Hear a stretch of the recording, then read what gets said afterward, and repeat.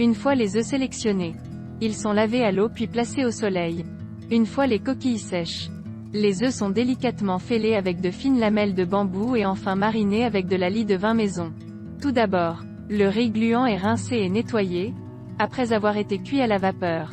Le riz est rapidement arrosé d'eau propre pour le refroidir à la bonne température pour la fermentation de la lie. Le riz refroidi est versé dans une cuve. Les maîtres mélangent le riz et la liqueur avec une grande force dans la cuve.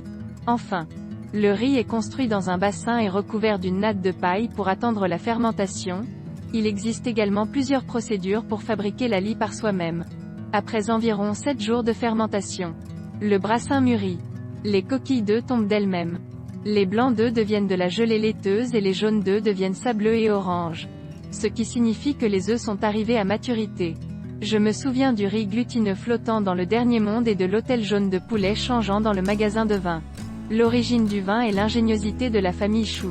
Et la prospérité du vin est la manifestation de l'ère Qianlong. À l'époque, le riz était passé au crible de la qualité et les œufs étaient sélectionnés pour leur excellence.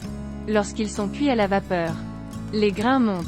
Et lorsqu'ils sont fermentés, la lie est parfumée. Sceller l'autel pour stocker. Cacher avec la richesse. Attendre le temps d'ouvrir. Gagner des louanges débordant plein de sal. Son visage est le même que celui du corbeau doré. Et son goût est le même que celui du soleil vert. Il est frais et rafraîchissant. Avec un fini éclatant. Si vous le mangez une première fois, il nourrira votre langue et rafraîchira votre esprit. Si vous le goûtez à nouveau, il vous ouvrira l'estomac et les intestins. Et avec les gobelets loués, nous pouvons finir nos tasses. Le parfum du vin n'est pas brisé. Dans le cadre du concours de rédaction 2013 Pingu Dridegs Cup Pingu on the tip of the tongue.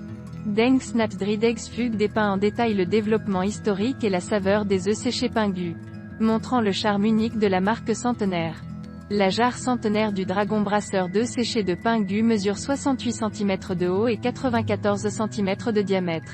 À travers des générations d'héritage, Pingu Badeg a toujours été basé sur la qualité et la gestion honnête, insistant sur la qualité des matières premières, la qualité et la technologie. Depuis sa naissance, il y a plus de 200 ans, l'œuf séché de Pingu s'est transformé d'une denrée alimentaire utilisée par ceux qui ont d'abord essayé de le fabriquer en une denrée alimentaire, pour devenir aujourd'hui une culture locale et une base pour la transmission de l'artisanat de la fabrication des œufs séchés à Pingu.